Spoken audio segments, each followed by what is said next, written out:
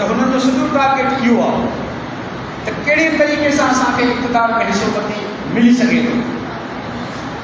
जेकॾहिं हू चवंदा त गोॾे ते हथ रखो त हे पहिरीं पवण जे लाइ तयारु आहे। पाकिस्तान पीपुल्स पार्टी जहिड़ी जमायत जेकॾहिं फौजी कोर्टनि जे मिलिट्री कोर्टनि ते सीनेट में क़ौमी असेंबली में सहयोग करे त पोइ हू कहिड़ी दावेदारी करे सघंदी जमहूरियत जी इंसानी करणी। इन ई तरीक़े सां जेके ॿियूं सियासी जमायतूं आहिनि उहे बि इक़्तिदार जे हिसूल जे लाइ इक़्तिदार हासिल करण जे लाइ हाणे हुननि वटि कंप्रोमाइज़ जी का बि हद ऐं लेवल कोन्हे। नतीजे तौर ते हीउ समाज जेको हूअं त 47 खां वठी इस्तेसाल जे बुनियाद ते रखियो वियो ठाहियो वियो ॿिकोमी नज़रियो हिकिड़ी ठगी हुई क़ौमनि सां।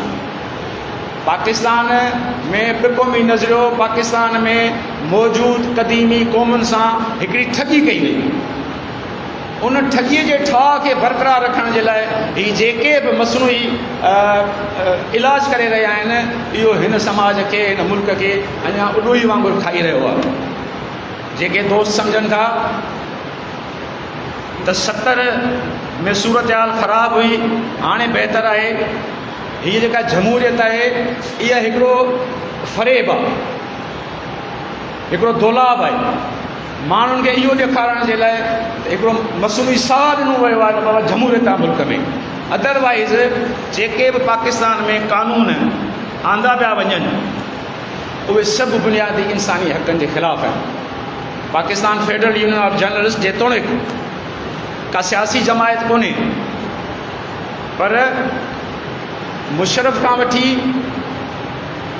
पीपुल्स पार्टी खां वठी मुस्लिम लीग नून खां वठी इमरान ख़ान खां वठी मौजूदा हुकूमत ताईं जर्नलिस्ट भरपूर जदोजहद करे उन्हनि मां काफ़ी शयुनि खे रोकाइण में कामयाबु वई आहे।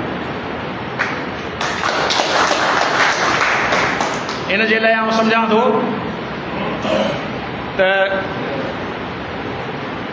70 जी सूरत हाल खे बहितर सम्झण जे बजाय 2024 जी सूरत हाल इहा आहे त मुल्क जे केतिरनि हिसनि में रियासत जी अमलदारी